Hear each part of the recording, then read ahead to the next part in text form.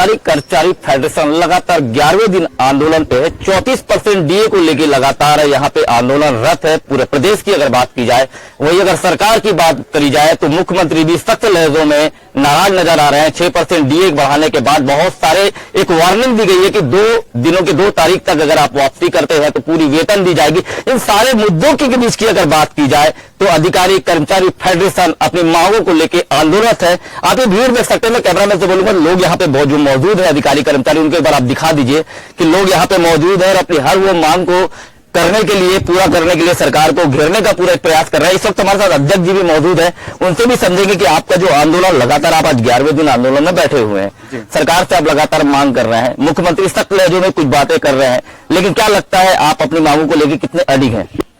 हम अपनी मांगों को लेकर अडिग है और जब तक हमारी मांगे पूरी नहीं होती है हम इस अनिश्चितकालीन आंदोलन को जारी रखेंगे।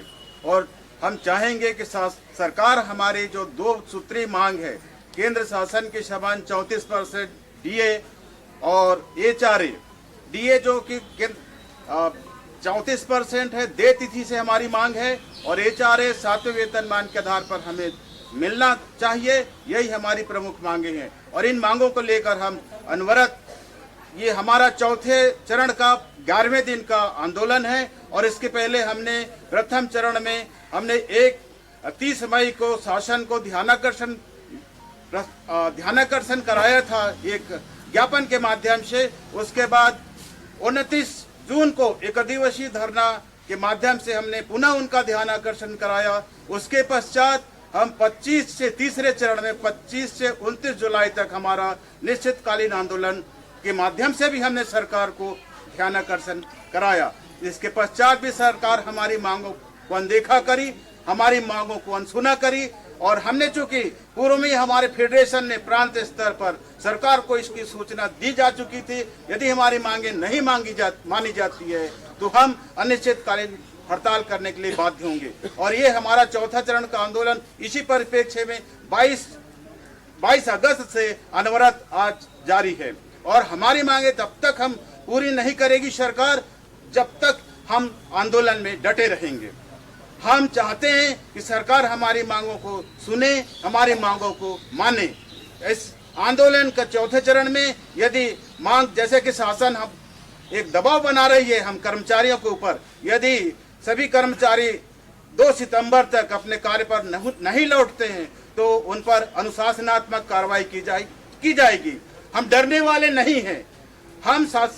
हम सरकार के इस दमनकारी नीतियों से डरने वाले नहीं हैं। जितना हम पर सरकार दमनकारी नीति अपनाएगी हम उतने ही और उग्र होते जाएंगे और हमारे आंदोलन को अनवरत जारी रखेंगे। सरकार, भूपेश सरकार ये जान ले, ये हमारे हक की लड़ाई है, हमारी अस्मिता की लड़ाई है और ये हमारे स्वाभिमान की लड़ाई है, हमारा अधिकार है। हम इसे लेके रहेंगे और हम आंदोलन को जारी रखेंगे। हम चाहते हैं कि सरकार हमारा संवेदनशील हो, हमारी मांगों को सुने और हमारे हक को दे।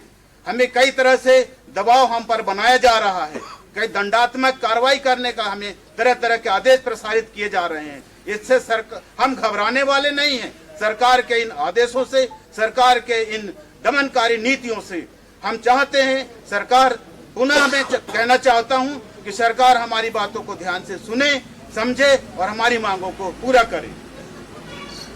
भूपेश बघेल सरकार चाहे कितना भी डरवा ले, हम डरेंगे नहीं। ये कर्मचारी जो अधिकारी कर्मचारी फेडरेशन के अध्यक्ष साहब का कहना है। और मित्रों, मैं सबसे पहले और बता दूं कि आज खबर बनाने का थोड़ा अंदाज अलग था क्योंकि मेरा एक्सीडेंट हुआ है और इस कारण मैं खबर थोड़े अलग अंदाज से बना रहा हूँ कि मजबूर हूँ, विवश हूँ। लेकिन पत्रकारिता जहन में बैठी हुई है, अपने आप को रोक नहीं सका। डॉक्टर साहब ने जरूर कहा था कि 1 महीने का बेड रेस्ट है, लेकिन फिर भी पत्रकारिता जहन में है और मेरे अपने लोग अगर आंदोलन में है और मैं नहीं पहुँच पाता तो अपने आप को विवश महसूस कर रहा था। निकल के आया हूँ और संवेदनाओं को समझने का प्रयास कर रहा हूँ कि वाकई में सरकार जो बोल रही है और फेडरेशन के जो लोग अपने आंदोलन में बैठे, आखिर उनके जहन में चल क्या रहा है। कुछ हमारे साथ और अधिकारी कर्मचारी बैठे।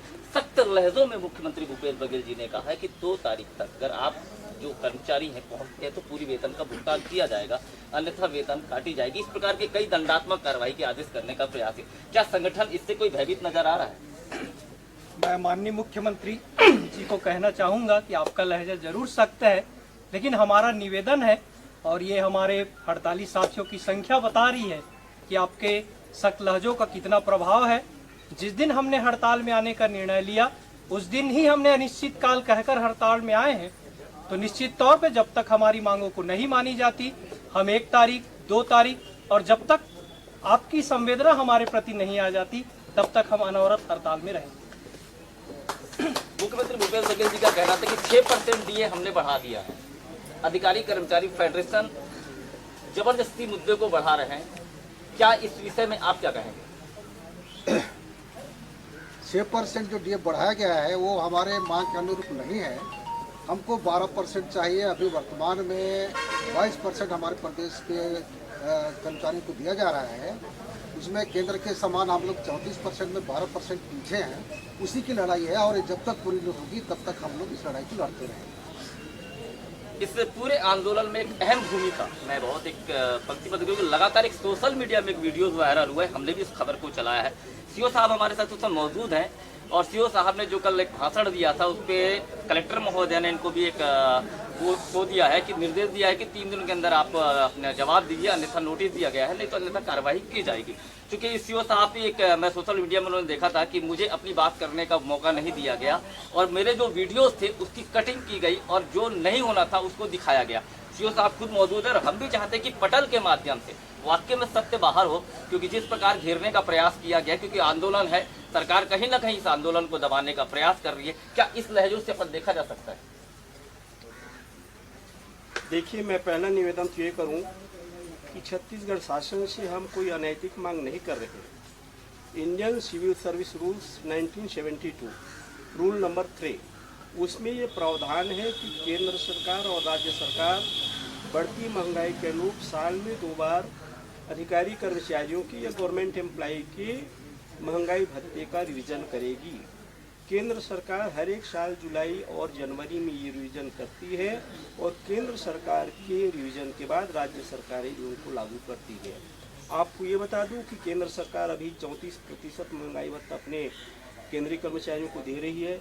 उसी के अनुरूप उत्तर प्रदेश सरकार ने, राजस्थान सरकार ने, गुजरात सरकार ने और कई राज्य सरकारों ने ये वेतन महंगाई भत्ता अपने कर्मचारियों को दे दिया है। पूरे हिंदुस्तान में छत्तीसगढ़ एक ऐसा प्रांत है जहां के कर्मचारियों को अब तक केवल और केवल 22% महंगाई भत्ता दी जा रही है। इससे कर्मचारियों में आक्रोश है। रहा सवाल आपने जो सवाल उठाया सोशल मीडिया में शासन के खिलाफ बोलने का, तो मैं ये कहता हूँ कि मैं आंदोलन स्थल में अपने कर्मचारियों के बीच अपनी आवाज़, अपने मांगों के संबंध में अपने तथ्य और हमारे पैसे का क्या उपयोग कर सकती सरकार, इसके बारे में सत्यों को समझाने की कोशिश करता हूँ, जागृत करने की कोशिश करता हूँ। और मैंने ऐसा कोई भाषण किसी पब्लिक डोमेन में या सोशल प्लेटफॉर्म पे नहीं दिया है। हम अपनी बात, अपने संगठन की बात अपने धरना स्थल, आंदोलन स्थल में रखते हैं और आप देख रहे हैं कि हमारा आंदोलन स्थल सार्वजनिक स्थल से दूर है, जहां आम लोगों का या पब्लिक का आना जाना नहीं है, केवल हमारे कर्मचारी रहते हैं। अब कोई आक्रोशित हो जो सोशल मीडिया में दिखाया गया है, निश्चित रूप से उसको देखकर किसी का भी आक्रोशित होना स्वाभाविक है। तो आक्रोश हो रहे उसमें दिक्कत नहीं। दिक्कत ये है कि किसने आखिर हमारे इस वीडियो को, जो मेरी निजता का अधिकार है, मेरे अनुमति के कोई सोशल डोमेन या पब्लिक डोमेन या सोशल मीडिया में उसको शेयर नहीं कर सकता। जिसने किया है वो प्रश्न करने वाले मुझसे पूछने के बजाय उनसे पूछे सत्यता क्या है। क्या कहा जा सकता है कि अब व्यक्ति की आज़ादी, अब व्यक्ति बोल भी नहीं सकता, क्या इस नजरिए से देख सकते हैं? और जो आप इतने आपने एक बात कही कि जिसने आपके बगैर इच्छा की जो सोशल मीडिया में वीडियो वायरल किया, क्या उस पर आप कोई कार्रवाई करने के लिए क्या आप अदालत का दरवाजा खटखटाएंगे? अभी उसकी कोई आवश्यकता नहीं है। जिस दिन जरूरत पड़ेगी मैं निश्चित रूप से इसको कार्रवाई करूँगा। क्या लगता है आपको कि आपका जो वीडियोस वायरल हुआ उस पर कोई कटिंग छटिंग की गई, वो प्रेजेंटेशन किया गया जो वास्तविकता में नहीं था, उसको प्रेजेंट करने का प्रयास किया गया? हमारे आंदोलन स्थल में हमारे फेडरेशन के द्वारा कोई फोटोग्राफी, कैमरेबाजी या ये वीडियोग्राफी नहीं की जाती। जिसने बनाया होगा, जिसने सोशल मीडिया में प्रस्तुत किया होगा, वो इसको सिद्ध करेगा। मैं तो अभी भी कह रहा हूँ कि न तो हमने वीडियो बनवाए हैं, न हमने एक ऐसा कोई स्टेटमेंट दिया। हमने बहुत सारी बातें कही। ये भी स्वीकार करता हूँ कि जो उसमें वीडियो में दिख रहा है उसमें से कुछ बातें सत्य भी है, लेकिन जो बातें और थी उसको वहाँ पे नहीं दिखाया गया है। फिर भी यदि मेरे किसी वक्तव्य से शासन को या किसी पार्टी के लोगों को कोई उनकी भावनाओं को ठेस पहुंची हो तो उनके लिए क्षमा प्रार्थी भी हूँ। लेकिन मैं ये संकल्प व्यक्त करता हूँ कि मैं फेडरेशन के आंदोलन में जब तक फेडरेशन चाहेगा शामिल रहूँगा। फेडरेशन का एक सिपाही हूँ और फेडरेशन के नेतृत्व के आदेशों का पालन करता हूँ। आप इस बात को मानते हैं कि किसी भी शब्द का जब उपयोग होता है, अगर उस शब्द को हटा के कहीं और उसको अगर प्रस्तुत किया जाए तो पूरी शब्दावली, पूरे उसके अर्थांक बदल जाते हैं? क्या इस लहजे से देख रहे हैं आप? जी बिल्कुल वैसे ही हुआ है। उस वीडियो में जो वीडियो शेयर किया गया उसमें वैसा ही प्रयास किया गया। बिल्कुल। संगठन की अगर बात की जाए, जैसे सीओ साहब को महोदय कलेक्टर महोदय ने जो नोटिस दिया है कि सख्त लहजे में कार्रवाई की जाएगी, संगठन क्या साथ देगा? जी हाँ, हम साथ देंगे।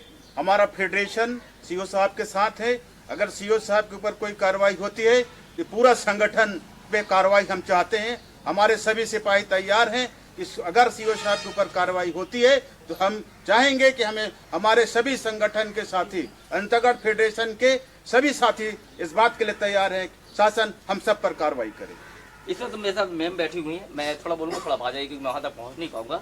मैं आपसे एक बात समझ जाऊँगी, अब व्यक्ति की आज़ादी की जो बात की जाती है, क्योंकि सर और जो भी आप लोग हैं इस वक्त आंदोलन में हैं, आप इस वक्त एम्प्लॉइज के रूप में नहीं है, क्योंकि आपने सूचित कर चुका है कि आप आंदोलनरत हैं, तो अभिव्यक्ति की आज़ादी होती कि व्यक्ति बोल सकता है। आप इसको किस लहजे से देख रही है? क्या शासन दबाने का एक प्रयास कर रहा है कि आपका जो आंदोलन है कहीं ना कहीं खत्म हो पाए? तो थोड़ा बोलूँगा मैडम को थोड़ा। जी सर, आपने बिल्कुल सही कहा कि सरकार हमारी आवाज़ को दबाना चाह रही है। क्यों हमें अभिव्यक्ति की आज़ादी नहीं मिल सकती? ये एक स्वतंत्रता है हमारे जीवन में, हर एक के जीवन में, कि हम स्वतंत्र हैं और हम जो चाहे वो बोल सकते हैं। हम कोई गलत बात नहीं कहते, सार्थक बातों को ही यहाँ पर कहा गया है और कहते रहेंगे हमेशा।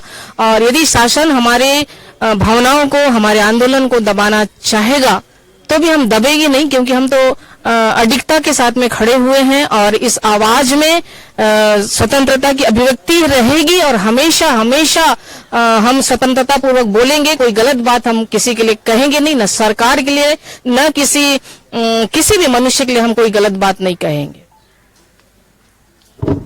बिल्कुल, मैडम ने बहुत अपने तथ्यों को बहुत अच्छे शब्दों से अपना लिखेरा है, संवारा है। और मैं आपसे अंतिम सवाल ये करना चाहूंगा कि सरकार पूरा कर घेरने का प्रयास करती है, क्या संगठन कहीं टूटता हुआ नजर तो नहीं आएगा? नहीं, हम जिस दिन से आए हैं उस दिन से मजबूत है। सरकार अपना प्रयास कर रही है और हम अपना प्रयास कर रहे हैं। और निश्चित तौर पर जब तक हमारी मांगे नहीं मारी जाती, हम इसी प्रकार आपको अंतागढ़ में आंदोलन करते हुए दिखेंगे। बिल्कुल इसी प्रकार आंदोलन करते हुए दिखेंगे और सरकार चाहे कितना भी प्रयास कर ले, जो जायज मांगे हैं उसको मांग को पूरा करेंगे। लेकिन देखने की बात होगी कि जिस प्रकार सरकार लगातार, मुख्यमंत्री भूपेश बघेल जी जिस प्रकार बात कर रहे हैं, आखिर इन लोगों, यहाँ के जो आवाम, यहाँ जो बैठे हुए फेडरेशन के लोग हैं, उनकी मांगे कैसे पूरी होती है, ये समय बताएगा। और जो एकजुटता की बात की जा रही है, ये समय अवधि और सरकार को कैसे अपने मांगों को पूरा करने के लिए विवश करती है, ये देखने वाला पल होगा। कैमरा पर्सन विनोद के साथ विनीत सक्सेना, हिंद 24x7।